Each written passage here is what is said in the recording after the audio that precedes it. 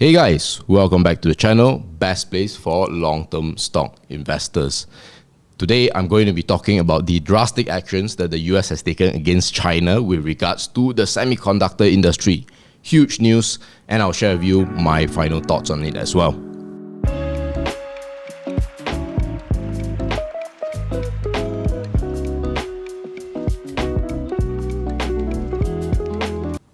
Now guys, as usual, none of what I say should be financial advice. Do your own research, and if you need to speak to a professional, please do so. Also guys, special announcement. We will be launching on the 3rd of November a live training on how to invest in 2023. So, 2022 has been a really difficult year. If you want 2023 to be a lot better, a lot more positive, you gotta sign up for this training. Link to sign up in the description or the comments. Alright guys, it's finally feeling like the US-China trade war is really starting now, right? It got started with Trump, but as I will show you later on, Biden is taking it to the next level. So a lot of what I am sharing about this, what I call semiconductor shock, essentially, it comes from this person on Twitter called Jordan Schneider, so all credits to him. But he wrote a very interesting thread on how the US government's new export controls are actually really wreaking havoc on the chip industry in China. So here is the TLDR, or the summarized version, right? On the 7th of October, there was an embargo, right, against providing to China, right, US companies, US people and citizens and all that, the technology for their high-end semiconductor manufacturing. So it's a very long document. You can actually Google it online. But basically, Biden forced Americans, right, essentially, right? Either you quit your job in China, or if you want to retain it, you lose your American citizenship. Now, of course, as of 13th of October, essentially all the Americans working in the Chinese semiconductor industry has resigned, especially those residing in China, of course. So, in more specific terms, right, things like intellectual property, so transfer of knowledge, the components, and all the services related to the high-end, specifically the high-end semiconductor manufacturing into China is completely blocked, right? So, the access is very abrupt for China. At least according to Jordan, right, the semiconductor industry in China has been reduced to zero overnight. But of course, for me, it sounded a little bit extreme, but let's investigate further as to whether this is true or not. So that's really the more policy level of what's happening. Now, here is the ground reactions. It's quite crazy. Now, this is a translation, obviously, from Mandarin, or from people on the ground, right? Person A, right? Everyone from Lam Research, very reputable semiconductor company, essentially has left, right? The Yangtze memory left, absolutely left, right? You can see then, person B saying, Hefei, Jiading Fab, HLMC, all leaving. And of course, there was a question being asked, why isn't China reporting on all this? No one quite knows. Could be that it is maybe a bit too soon. Or it could be that, it's not something that China wants to report. Who knows? Anyone's guesses. Alright guys, if you're interested in working with us on a private one-on-one basis to improve your stock investing skills, we have the perfect solution for you. That is our Mentorship Program. You can actually apply it in the comment section or the description. Now, key thing is that not every one of you will hop into an interview. Only 20% of you ever get to be interviewed by us. And even if you actually hop on the program, it's an exclusive program. But if you're interested and if you're confident that you can qualify for it, go ahead and apply. Okay, so why is all of this happening, right? Some of you may know, some of you may not, but here is my take on why this is happening. The first thing is I'm actually very surprised, right? Actually, if I wanted to cripple the Chinese economy or high-end semiconductor manufacturing, this is what I would be doing.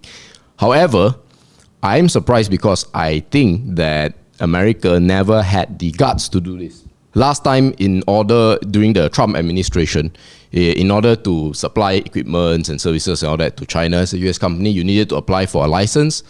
And, according to Jordan, right, it only takes a month, just a month, and you get the license, right? Now this is a much more hardcore version, which I didn't quite expect from Biden. So that's why I'm a bit surprised. Now, of course, this has always been seen as some form of insurance policy, just in case that China decided to invade Taiwan, right? But it seems now that this is no more an insurance policy, but this is more of a proactive policy to kind of stop China from growing a little bit.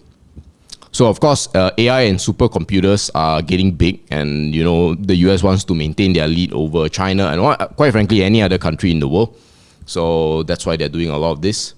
They restrict the high-end chips as a result. And under this new sort of policy, right, they now can create this new list called the unverified list, where they can actually ban people easily, right, without any special licenses. So these are some of the broad reasons why this is happening. Now, the question is then why now? So as you can see, right, since the 90s, right, the guy in pink, which is China, right, here, they have been, really dominating, right, the semiconductor manufacturing space. However, even though their share has gotten a lot bigger than, quite frankly, everybody outside of Taiwan, the components, right, are not the highest end. These are more lower end or middle tier end. Now China is trying to hit the, upper tier kind of semiconductors. And the manufacturing output, right, is quite crazy. If you look at just combining China and Russia alone, they're already matching, right, the US and Europe. In fact, they are equal to the US and Europe, right? So I think a lot of it is the United States wanting to maintain their technological lead over China. So, China is still quite far behind. So as a result, the push for China to become really, really great in this sector has been really, really huge, especially since 2011. If you watch some of our older videos, you will know that there has been a lot of investments, a lot of tax breaks for the Chinese semiconductor industry given by the government. There's been, mixed success, right? It's really not easy to do high-end because it's not just copy-paste. There's a lot of R&D, trial and error involved, and innovation. So you can see, China has failed in some circumstances. In other circumstances, they have had breakthroughs. So really, it's quite mixed. Hey guys, enjoying the video? If the answer is yes, remember to like, comment, and subscribe. Click on the notification bell so whenever new videos pop, you'll know it fresh. Okay, so what are my thoughts, right, on all of this? Where is it going to go? How is it going to affect people? And how you should prepare yourself as an investor to make sense of all this. So the interesting thing is that Trump, by and large, right, focus on sort of restricting the stuff, STUFF, that is being, imported into China. And he tried to disrupt the supply chain, you've heard of Huawei and things like that. And he was also a lot more, funny enough, a bit more lenient compared to Biden, right? Because now Biden is straight away targeting not just the supply of stuff, but the supply of people in the Chinese, in the semicon industry. So the thing to understand here is that for a country to leapfrog or to move up the value chain, there are two components. One is the correct equipment. So as I said, the staff. And then the second one is the people, right? The people are actually more important because they are the ones transferring the knowledge and eventually all the creative power and juices that will push the economy forward. So as you can see, right, China in the past, right, has hired 100 TSMC engineers for their chip leadership. They've also recruited Korean engineers as well, and of course US engineers as well. I think that even though now the US component, as important as big as it is, will not be as let's call it bad because they do have other sources. Now, of course, this is based on the assumption that the US will not to try to pressure its allies like Korea, like Taiwan, to stop this from happening, to stop them from helping China. You never know. Biden could go to that extent. So, long story short, I think that definitely what Biden has done will slow China down. Their march towards sort of semiconductor independence, let's call it, will be a lot slower now. But I still think it's going to be hard to derail them from their original objectives. Now, as you know as well, I think one of the big quote-unquote wins by the US for the US would be stopping ASML, right? The monopoly, right? EUV lithography stuff, really, really important for the semiconductor industry. Big win for the US. But outside of that, I think the wins are going to be a bit more limited going forward. Now, my takeaways as an investor is one, the Cold War 2.0 is really, really heating up, right? This is something that is probably more hurtful, right, to China than, let's say, I don't know, Nancy Pelosi visiting Taiwan. You can go watch our video here on our reaction to it. But yeah, that is essentially what I think, right? Because, Nancy Pelosi, Speaker of the House, visiting Taiwan, okay, whatever. But this one is really at the core power structure that China wants to create, right? And the US is really trying to topple them in this regard. Not going to be fun. Number two, this also tells us another thing, that the US actually doesn't care as much for the success of their own companies, but they care a lot more about maintaining its technological lead. So if you can go look at companies like AMD and Nvidia, or any other semiconductor companies that have revenue bases in China, the prices are actually down really, really bad.